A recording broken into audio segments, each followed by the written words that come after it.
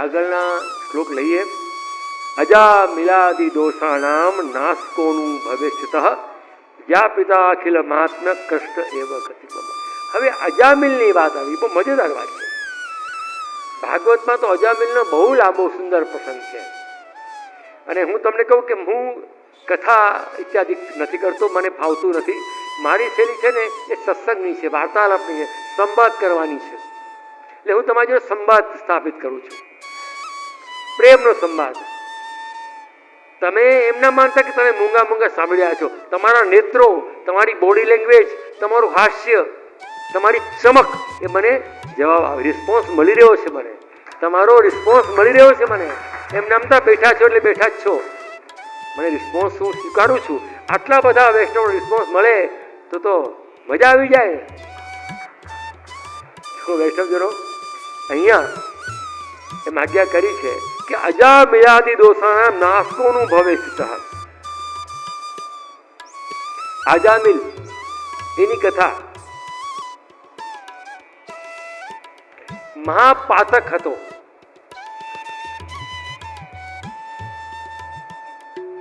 પરંતુ એ અજામિલ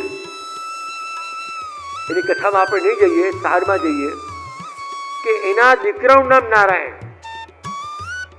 બરોબર છે ને, નારાયણ. હવે અજામિલ ઉપર પણ એના દોષ જોયા નથી.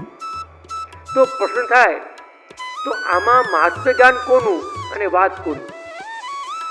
તો કે વાત છે અજામિલની અને મહાત્મ્ય છે નારાયણની. સમજી લેજો. અજામિલ જેવા નથી થવાનું આપણે.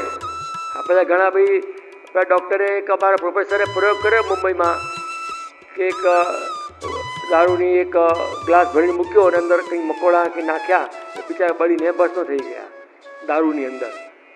એ શીખવા માટે કે જો દારૂ કેટલો ખરાબ છે કે મકોડા બી મરી ગયા, તો છોકરાએ અર્થ લીધો એ પીએ એટલે બધા અંદરના મકોડા મરી ગયા. હવે એવા ઊંધા ઊંધા અર્થ લો તો શું થાય? વિચાર તો કરો. ઊંધો અર્થ, સીધો નેગેટિવ. હવે અમારા જેવા તો દ્રષ્ટાંત આપતા બીક લાગે. એકવાર એવું બનેલું, અજામિલની વાત યાદ છે કે એક અમારે ત્યાં, હું જ્યારે અડીલ હતો ત્યારે એક વૈષ્ણવ આવતા અમારે ત્યાં, બહુ ભગવતી સારા વૈષ્ણવ. એમને કંઈક તકલીફ હતી તો મેં કહ્યું કે ભાઈ આપણે માછલીને લોટ ખવડાવો. માછલીઓ ને હવે કાંકરિયા અત્યારે બધું પેક થઈ ગયું, એવું તે કાંકરિયા ફ્રી હતું. તો ત્યાં હનુમાનજીનું મંદિર અને બાજુમાં પેલો લોટ લઈને બેન બેસે કોઈ, અને આપણે 8 આના રૂપિયો લોટ આપણને આપે અને એની ગોળી કરીને આપણે માછલીને ખવડાવીએ. જે નામ લેવું લઈએ એનાથી મનમાં, કુટુંબમાં, શરીરમાં શાંતિ રહે. મત્સ્ય અવતારના નામથી એક મેં એમને કહ્યું કે ભાઈ તું આટલું કર. 3 મહિના પછી મારી પાસે આવ્યા. મને કહે છે રોજ હનુમાનજીને ખવડાવું છું. એટલે મેં કીધું ગદા લઈને બંનેની પાછળ પડી જશે યાર. હનુમાનજીની મંદિરની આગળ હનુમાનજીને નહીં ખવડાવવાનું યાર, માછલીને ખવડાવવાનું છે. એટલે મેં કીધું આ તો બને મારે ખવડાવ્યું કામ થઈ ગયું. સલાહ આપવામાં જો બોલો. એટલે 2 વાર પૂછો તો ખરા ભલા માણસ. મેં એમ કહ્યું હતું કે હનુમાનજીની મંદિરની બાજુમાં લોટવાળો બેસે છે, એનાથી લોટ લઈને ગોળી કરીને માછલીને ખવડાવજો. એ સીધું હનુમાનજીને ખવડાવ્યા. મેં કીધું ભાઈ આ ગદા લઈને તારી મારી બંને પાછળ પડી જશે ભાઈ બા. આ 3 વાર પૂછ મને યાર. તો કોઈ પણ ગુરુ કે બોસ કે પતિ કે પત્ની કે 3 વાર પૂછી લેવું. આ મારી સેવા લખી લેજો, કામ આવશે. 3 વાર હું 3 વાર પૂછું છું. ભલે જે કે કાંઈ હું કરું છું એ તમને કહી શકું, આનાથી વધારે બધી શકું નહીં. તો જૂઠ બોલાયનું પાપ લાગે. તો અજામિલની વાત જ્યારે આવે છે ત્યારે એના જ્યારે પ્રાણ છૂટતા હતા ત્યારે એ નારાયણ નારાયણ કહીને બોલાવે. નારાયણ એનો દીકરો. હવે નારાયણ નારાયણ નારાયણ આવ્યું એટલે આ બાજુ તો પેલા વિષ્ણુ દૂતો આવી ગયા, વિષ્ણુ ભગવાનના, કે નારાયણ બોલે છે એટલે આ તો આપણો ગ્રાહક લાગે છે, આપણો ક્લાયન્ટ છે, આપણી પાર્ટી છે, આ તો આપણા આદમી એમ કહીને પેલા આવી ગયા. અને આ બાજુ પેલો દુષ્ટ હતો, જીવનભર કૃત્ય કરેલા ખરાબ, તો પેલા યમદૂતો આવી ગયા તો કે આ તો આપણા શિકાર આપણા આદમી. કર્મ એવા કરેલા તો પેલા સીધા યમરાજા કહ્યું કે જાઓ તેડો લઈ આવો, એને આવી ગયું છે.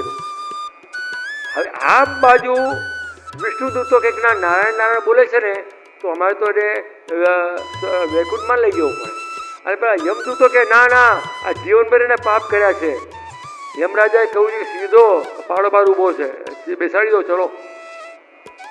તો બંને સંવાદ બહુ ચાલ્યો, દેખાદેખી થઈ ગઈ. વિષ્ણુદૂતો કહે કે નારાયણ નારાયણ બોલે છે તો મારે લઈ જવો, યમદૂતો કહે કે બહુ દુષ્ટ છે મારે લઈ જવો.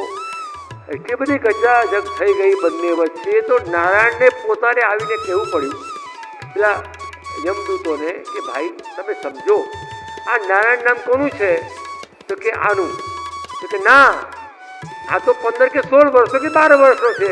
નારાયણના મૂળ તો મારું કે બીજાનું? તો આ નામ નારાયણ પર અધિકાર કોનો? આનો તે પેલો મારો. સૌથી બ્રહ્મા જ્યારે પ્રગટ થયા સૃષ્ટિ ત્યારથી નારાયણ નામ મારું છે. તો આનો આ નારાયણ નામ મારો અધિકાર છે, મારું નામ છે, એટલે સીધા વૈકુંઠમાં લઈ જાઓ. એટલો બધો પક્ષપાત નારાયણ અજામિનનો બી કરે છે. તો આપણા તો પુષ્ટિ પુરુષોત્તમ બોલતા ને ચાલતા છે. અમારા મહાપ્રભુજી આપણે બોલતા ને ચાલતા પધરાવ્યા છે. જેમ આપણે કોઈ ઘરે કોઈ છોકરાને મૂકી જઈએ અને તે બોલતો બંધ થઈ જાય, કે આપણે છોકરી પરણાવીએ અને કે 6 મહિના પછી ખબર કે મૂંગી જેવી થઈ ગઈ છે, કેવું દુઃખ થાય.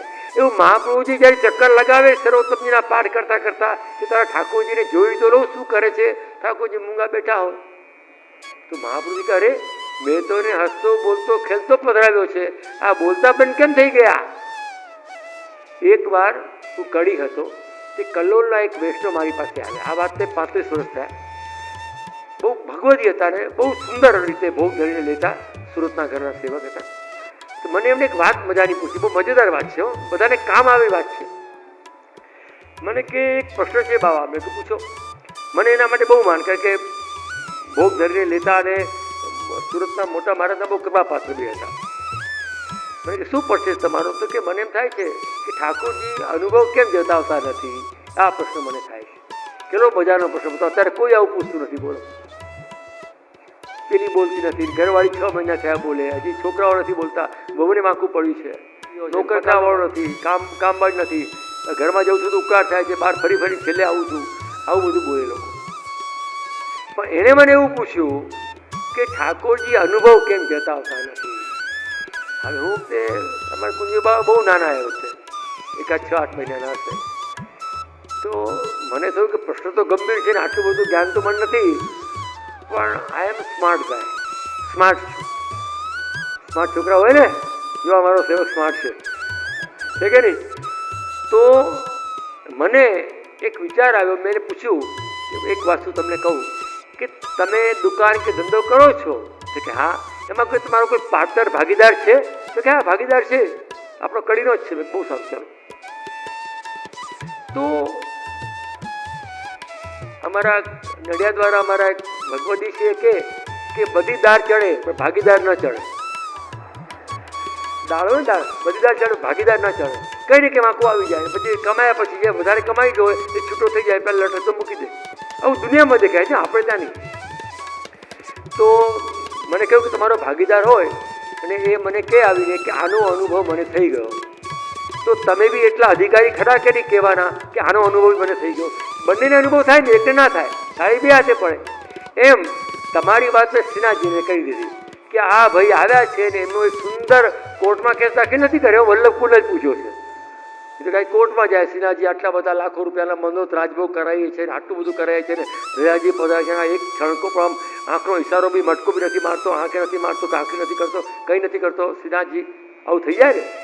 પણ એણે મને પૂછ્યું ત્યારે મેં જવાબ આપ્યો કે ભાઈ ભાગીદારમાં બંને અનુભવ તમારી વાત મેં શ્રીનાથજી સુધી પહોંચાડી દીધી કે આ ભગવતી કહી રહ્યા છે કે પ્રભુ તમારી સેવા રોજ કરે છે, તમે એને અનુભવ કેમ જતાવતા નથી. બહુ મજાની વાત છે. તમારે મને પૂછવાની છૂટ, તો મારો જવાબ સાંભળી લીધા પછી